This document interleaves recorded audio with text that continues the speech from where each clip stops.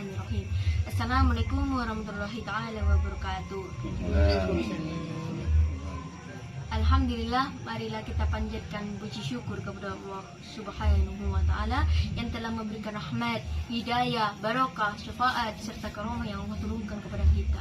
Alhamdulillahirabbil alamin. Jangan lupa kita untuk bersyukur kepada Allah Subhanahu wa Ta'ala yang telah memberikan rezeki yang berlimpah hari ini, serta kita ucapkan puji syukur kepada Rasulullah SAW, baginda Nabi Muhammad SAW, tetap dalam golongan umat Islam. Oke, para teman-teman, kita sedikit membahas tentang kekejaman dalam membuli Islam.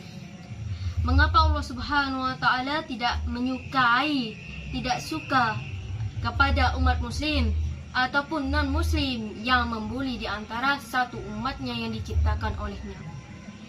Mengapa Allah Subhanahu wa Ta'ala melarang umatnya untuk saling mencela di antara ciptaannya? Dalam contoh apa, para sahabat? Itu dalam fisiknya. Kalau kau menghina ataupun membuli ataupun mengucilkan sikapnya, itu hal biasa. Tetapi apabila kau mengucilkan, menyebut kekurangan fisiknya yang memang diciptakan oleh Allah, itu sangat-sangat yang berakibat luar biasa, berdampak negatif bagi kita nanti di akhirat.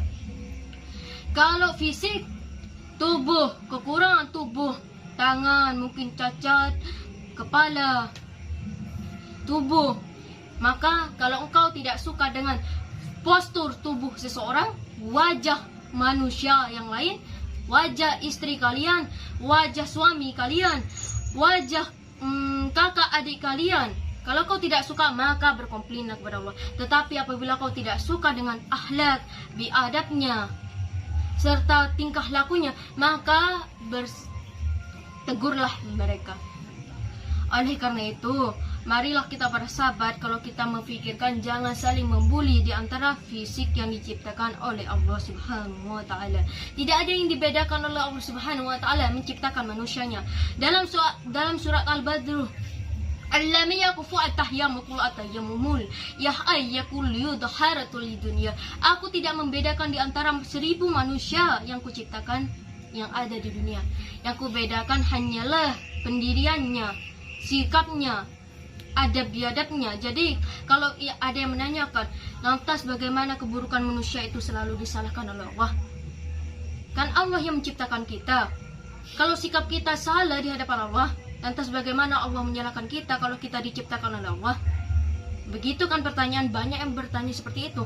Tetapi kalau kita menjawab seperti itu, sesungguhnya kalau kita memang tidak suka dengan postur ataupun wajah seseorang, maka bertegurlah ataupun meminta kebaikan, kesempurnaan kepada Allah.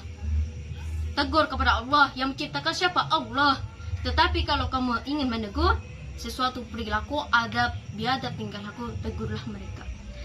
Dalam Islam tidak suka ataupun tidak boleh mengkucilkan di antara seiman. Lantas bagaimana manusia seperti sekarang, orang kaya, orang miskin sekarang dibedakan. Orang kaya banyak mengambil seenaknya, tetapi orang miskin mengambil senyamannya.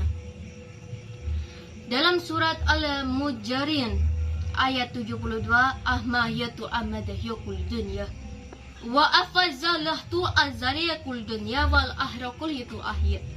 Sesungguhnya barang siapa yang mengucilkan ciptaan Allah, itu akan mungkin membahagiakan dalam dunia, tetapi sesat dalam akhirat.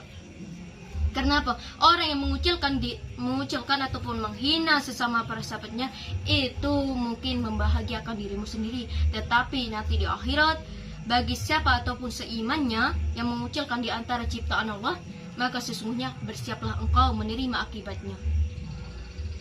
Oleh karena itu para sahabat, marilah kita berkumpul, berteman, bersahabat.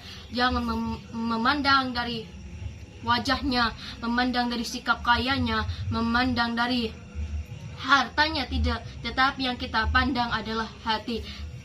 Kenapa? Karena fisik itu tampak, tapi hati hati nurani itu mungkin banyak tercampakkan. Karena apa? Yang dipikirkan hanya fisik, hanya harta. Jadi kalau kita mencari teman, mencari sahabat, mencari jodoh, mencari suami, mencari istri, yang kita cari adalah hati.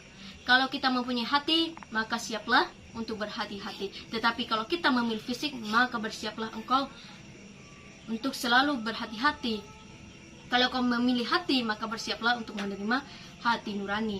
Oleh karena itu, saya akhiri mahyabutu Allah alaihi wa zukullihi ilayna wa hatta marakuli kahdi. Wassalamualaikum warahmatullahi taala wabarakatuh. Waalaikumsalam.